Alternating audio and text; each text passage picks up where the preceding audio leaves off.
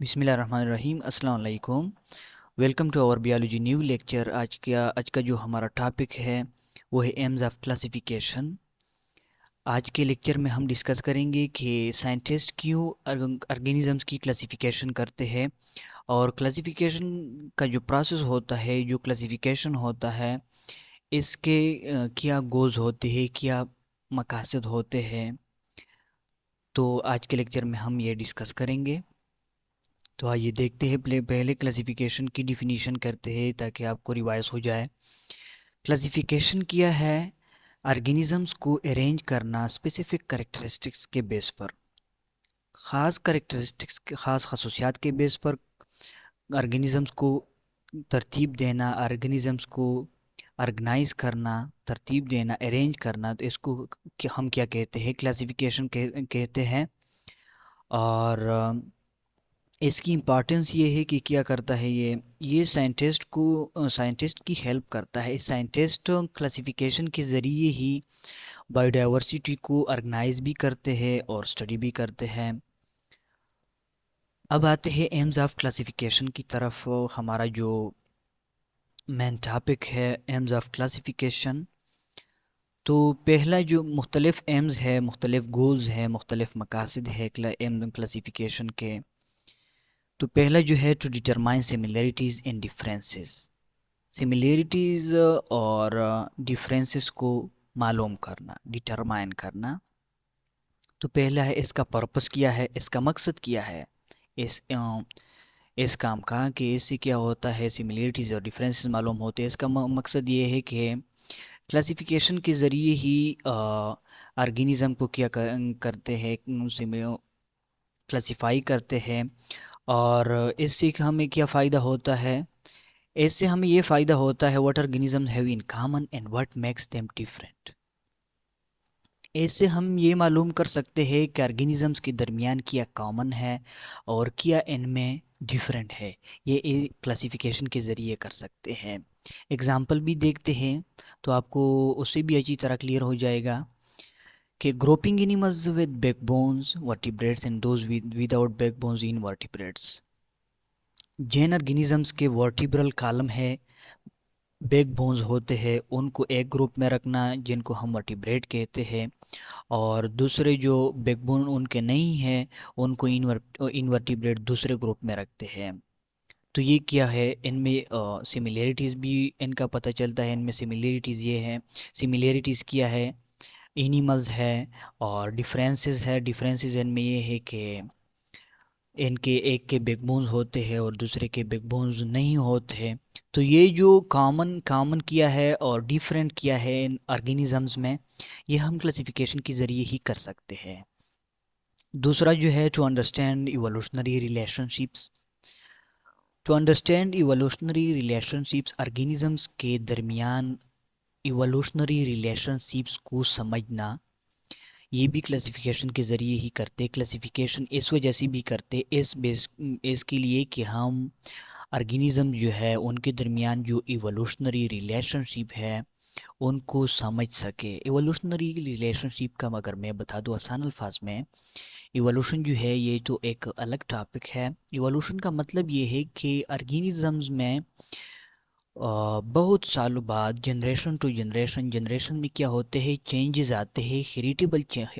उनके वो करेक्टर जो हेरिटेबल होते हैं, जो पेरेंट से ऑफस्प्रिंग में जाते हैं, organism generation to generation, new generation में जो करेक्टर्स जाते हैं, उन करेक्टर्स में क्या होता है, चेंजेस आ जाते हैं। तो इनको हम इवोल्यूशन कहते हैं। तो इवोल्यूशनरी रिलेशनशिप जो है इनको समझने के लिए क्लासिफिकेशन करते हैं। मकसद किया है provides an idea about the sequence of evolution from simple to complex organisms. Classification क्या करता है, एक नज़रिया, एक आइडिया प्रोवाइड करता है कि किस तरह ये जो ऑर्गेनिजम्स है सिंपल से कॉम्प्लेक्स की तरफ गए हैं। मतलब जो है इसका ये है कि ऑर्गेनिज्म में जो सीक्वेंस ऑफ इवोल्यूशन है, जो चेंजेस आए हुए हैं, ये किस तरह चेंजेस आते हैं उनका एक सीक्वेंस बना देते हैं। क्लासिफिकेशन। तो इसके ज़रिए आसानी से हम समझ सकते हैं कि इनमें किस तरह इवोल्यूशन के जो चेंजेस आए हैं वो किस तरह आए हैं, और कौन कौन से ऑर्गेनिजम्स में आए हैं, और किस तरह सिंपल से कम्प्लेक्स की तरफ गए हैं ये ऑर्गेनिजम्स। और तो इस मकसद के लिए भी करते हैं क्लासिफिकेशन। एग्जाम्पल भी देखते हैं, tracing how amphibians evolved from fish. इसको समझना, आइडेंटिफाई करना कि how amphibians evolve from fish. Amphibians जो है ये इनकी फिश से किस तरह इवोल्यूशन हुई है। फिर से एम्फीबियंस किस तरह बने हुए हैं। एम्फीबियन का तो आपको पता है जो वाटर और लैंड दोनों पे रहते हैं, फिश तो सिर्फ वाटर में रहते हैं। तो ये फिर से एम्फीबियन की जो इवोल्यूशन हुई है, फिर से बाद में एम्फीबियंस जो बने हैं, तो ये किस तरह बने हैं, इसके लिए भी क्लासिफिकेशन करते हैं। तो इसके ज़रिए, क्लासिफिकेशन के ज़रिए ही ये आसानी से हम समझ सकते हैं इसको। टू एक्सप्रेस थर्ड जो है, to express relationships based on common features. इसका मकसद ये है कि ऑर्गेनिजम्स के दरमियान, ऑर्गेनिजम्स में करेक्टरिस्टिक्स आम कॉमन खसूसियात के बेस पर उनके दरमियान जो रिलेशनशिप्स है उनको हाईलाइट करना। एग्जाम्पल देखते हैं, grouping birds in reptiles together because both lay eggs. इनमें किया है, ये तो डिफरेंट है, तो इनके दरमियान जो कॉमन करेक्टरिस्टिक्स है उनके बेस पर उनका एक ग्रुप बनाना। अब ये जो बर्ड्स है और रिप्टाइल्स ये मुख्तलिफ है, डिफरेंट है, लेकिन हम ग्रुप बनाते हैं इनके कॉमन करेक्टरिस्टिक्स के बेस पर, कॉमन फीचर्स के बेस पर। कॉमन फीचर्स इनमें क्या है, इनमें कॉमन फीचर्स ये है कि दोनों ऑर्गेनिज्म जो है, दोनों ग्रुप्स के ऑर्गेनिज्म जो है ये क्या करते हैं, अंडे देते हैं। तो इस खसूसियत के बेस पर, इस ये कॉमन है दोनों में, तो इस खसूसियत के बेस पर इनको एक ग्रुप में रखना, इनका एक ग्रुप बनाना, इसका मकसद ये है। इसकी वजह से भी क्लासिफिकेशन करते हैं। आगे फोर्थ वा जो है, to name and place organisms in a proper group. To name and place organism in a proper group. इसका मकसद ये है, ensures each organism has a unique name and is placed in a systematic category। इसमें हर organism को एक unique, एक specific नाम देते हैं, जिस नाम पर दूसरा ऑर्गेनिज्म न हो। एक यूनिक नाम दे देते हैं ऑर्गेनिजम्स को, और उसको एक मखसूस ग्रुप में रखते हैं। एग्जाम्पल देखते हैं, the scientific naming of humans as homo sapiens. अब ये जो नाम नाम है, इसका क्या नेम है, जिस तरह के इंसानों का नाम रखा गया है, ये यूनिक नेम है, ये साइंटिफिक नेम है, ये क्लासिफिकेशन में देते हैं ऑर्गेनिजम्स को, जिसके ज़रिए हम क्लासिफिकेशन में उसको पहचानते हैं।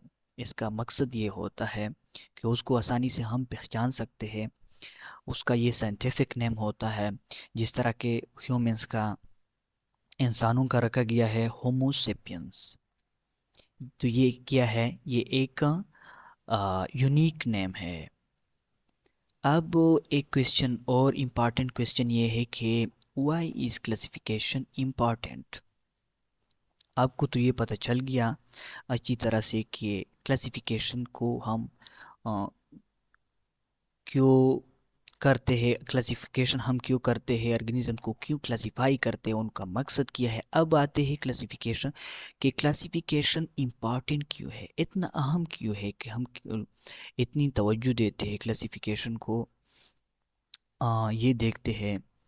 इसका जो आंसर है वो ये है कि easier study मतलब scientist can study organism more systematically and effectively.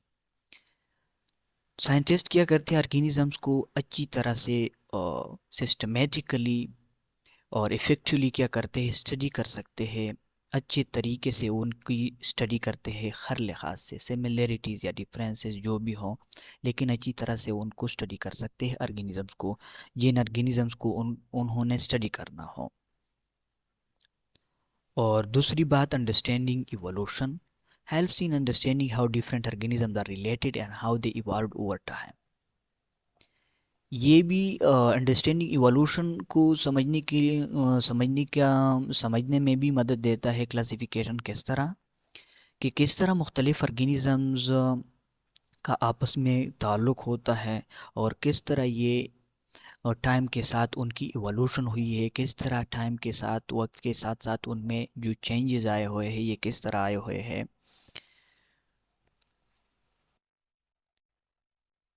और बात यह है कि ग्लोबल कम्युनिकेशन क्लासिफिकेशन की इम्पोर्टेंस ये भी है कि ये क्या करता है, क्लासिफिकेशन जो होता है ये ऑर्गेनिजम्स को एक यूनिवर्सल सिस्टम देते हैं। उनमें हर एक को एक यूनिक नेम दिया गया होता है। मतलब ये क्लासिफिकेशन हर एक को यूनिक नेम दे देता है। क्लासिफिकेशन में क्या हुआ है, यूनिवर्सल सिस्टम बनाया है उसने, उन्होंने साइंटिस्ट ने बनाया है क्लासिफिकेशन में। अ, हर एक को अपना अपना यूनिक नेम दिया गया है, हर एक ऑर्गेनिजम्स को, जिसके ज़रिए क्या होता है, दुनिया के किसी भी कोने में आप जाए और उसको आसानी से आप समझ सकते हो, क्योंकि वो हर कोई वो साइंसी जो साइंटिफिक नेम होता है उसको उसके नाम से जान सकता है। लेकिन जो अपने अपने लैंग्वेजेस होते हैं उनमें अगर आपकी एक लैंग्वेज है, मतलब उर्दू है या इंग्लिश है, और दूसरे जापान या चाइना में जाए तो उसको तो वो लोग उस ऑर्गेनिज्म को अपनी ज़बान में अपना नाम दे दे चुके होंगे, तो आपकी बात नहीं समझेंगे वो। और न वो जो उन्होंने नाम दिया होता है और न आप समझेंगे। अगर आपने साइंटिफिक नाम वो ऑर्गेनिज्म का बताया तो वो लोग आसानी से समझ सकते हैं। तो ये इसकी इम्पोर्टेंस है, तो ये इस वजह से ये क्लासिफिकेशन इम्पोर्टेंट है। कंक्लूड करते हैं आज के लेक्चर को, कंक्लूड करते हैं आज का जो लेक्चर है। आज के लेक्चर का समरी किया है, खुलासा किया है। खुलासा ये है कि क्लासिफिकेशन जो है ये बहुत इम्पॉर्टेंट है। और बायोडाइवर्सिटी को ऑर्गेनाइज करना, बायोडाइवर्सिटी को अरेंज करना, बायोडाइवर्सिटी मतलब ऑर्गेनिजम्स को अरेंज करना, ऑर्गेनाइज करना, इसके लिए क्लासिफिकेशन बहुत इम्पॉर्टेंट है। और ये क्या करता है, साइंटिस्ट की मदद करता है। क्या ऑर्गेनिज्म में सिमिलरिटीज़ फाइंड आउट करना और डिफरेंसेस फाइंड आउट करना, ये साइंटिस्ट की मदद करता है क्लासिफिकेशन। और साथ में ऑर्गेनिजम्स के दरमियान जो इवोल्यूशनरी रिलेशनशिप्स है उनमें भी, और उनमें कौन कौन से कॉमन फीचर्स है, कौन कौन से कॉमन खसूसियात है, उनको ज़ाहिर करना। और ऑर्गेनिज्म को एक ख़ास मखसूस नेम देना, और उनको एक ख़ास ग्रुप में रखना। तो ये क्या होता है, क्लासिफिकेशन का काम होता है। क्लासिफिकेशन के ज़रिए ही ये काम करते हैं साइंटिस्ट। तो उम्मीद है आपको अच्छी तरह से समझ में आया होगा। आज का मेरा आपसे क्वेश्चन ये है आज के लेक्चर में कि क्लासिफिकेशन को समझने से हमें रियल लाइफ में क्या फ़ायदा होता है, जिस तरह के मेडिसन में या इन्वायरमेंटल साइंसेज में। तो हर एक अपना अपना आंसर कमेंट में ज़रूर दे दीजिए।